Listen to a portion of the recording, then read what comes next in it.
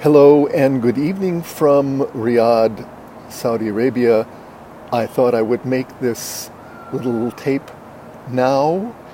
I wanted to do it earlier during the day where you could see the nice palm garden that I'm in, right in downtown. But we do what we can. I wrote this and I'm just going to read it. It is particular and also fitting that I am not that I am absent from Eva's memorial service, but that under these circumstances I am sitting in the gardens of the Hotel Al Khuzama in downtown Riyadh, Saudi Arabia. Eva certainly would have liked that. It somehow fits given the many travels of our family, was both voluntary and not so voluntary. Fortunately, this journey is voluntary.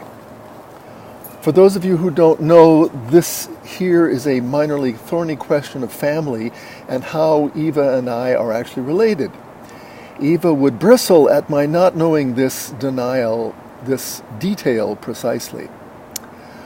I have a family tree document in which it is supposedly clear.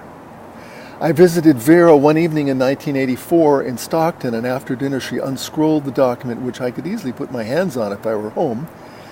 Vera puzzled over it as we traced the lines coming from the 14th century Spain throughout many other lands unknown down to the bottom of the row with the names we knew. She couldn't figure it out either. Well, it's not easy when you have so many first cousins marrying each other. Kind of a weird prospect these days, isn't it, when you think of first cousins marrying each other? A bona fide cousin with a surname of Light, anglicized from Licht, drew out a chart for me one day in the Basel train station when I was working there in 1993. I'm not sure whether I could put my hands on that. My only friend who killed himself taught me that if nothing else, Judaism was a family. Well, this note is not going to be as long as the famous 42-page letter that my father, Bill Kent, also known as Wilhelm Edward Kantorowicz, wrote to Ernst, Vera, and little Eva in 1939. Having escaped the war on the continent, they were trying to decide where to go: South Africa, Australia, or the U.S.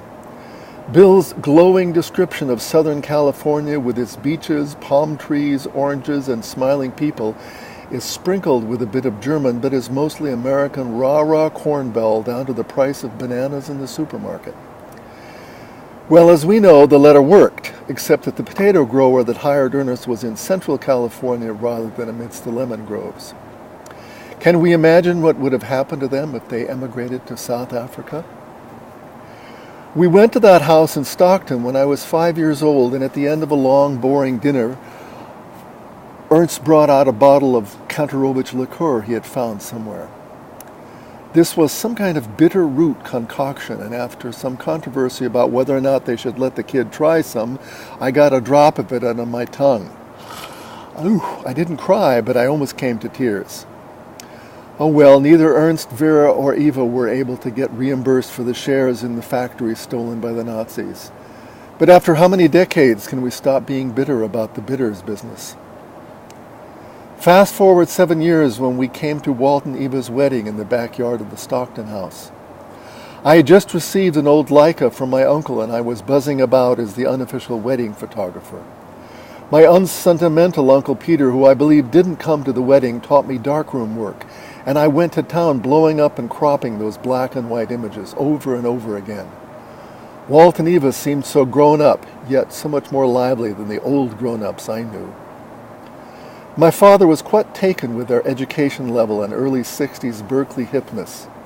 He was particularly proud when they went to work as psychological consultants for the Peace Corps, that fabulous initiative of the all-too-brief Kennedy Camelot period, particularly painful to remember these days for reasons we all know. You know, I just realized Ethiopia is not too far away from where I am now.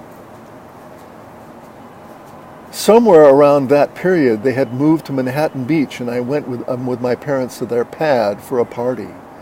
Not only was there a lot of cigarette smoking, but also there were a lot of black people. Undoubtedly my first experience socially with black people. They were dancing to early 60s soul. From 1976 onward, I lived in Northern California, and still on a wanderlust, I knew I could always get a square meal from Eva's copious kitchen. I was working in a vineyard in Yuba County and planted some grape stalks, which may still be around the garden here, grapevines being unusually hard to get rid of. It was delicious to be taken care of.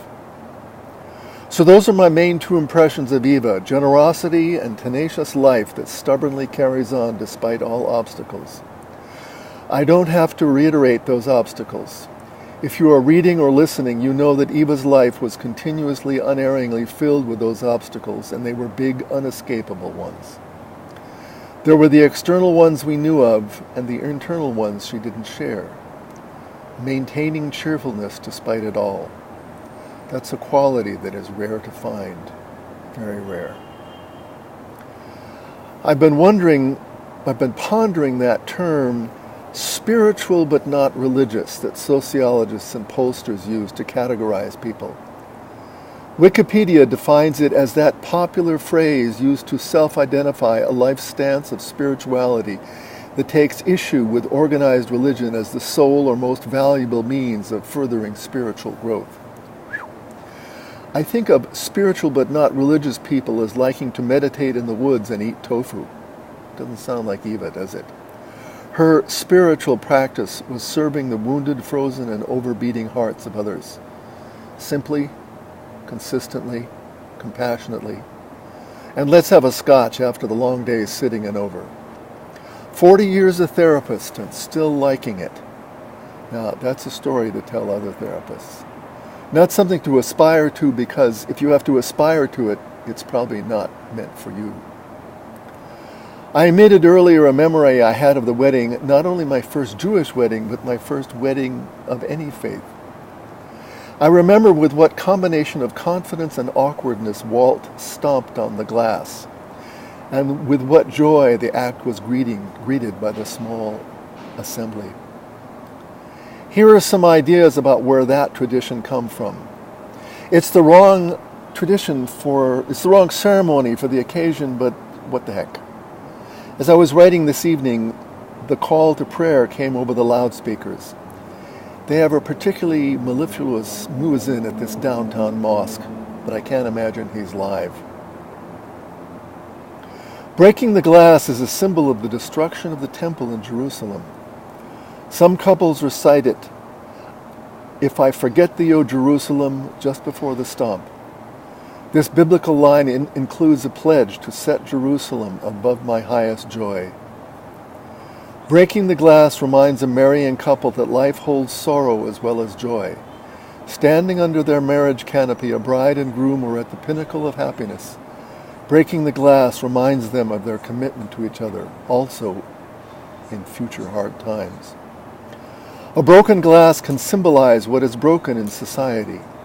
A more mystical explanation is that the glass represents the couple, and that just as the glass, when it is broken, enters a state from which it will never emerge, it is the hope of the community that this couple will never emerge from their married state. The custom can be a reminder to the couple of the fragility of relationships, a cue to treat their marriage with special care. The shards of glass are plentiful, and this can represent the hope for abundant happiness in life. We can make this memorial service into a wedding if we want. Being spiritual but not religious gives you license to do that. Shalom, shalom, salam alaikum. May peace be with you.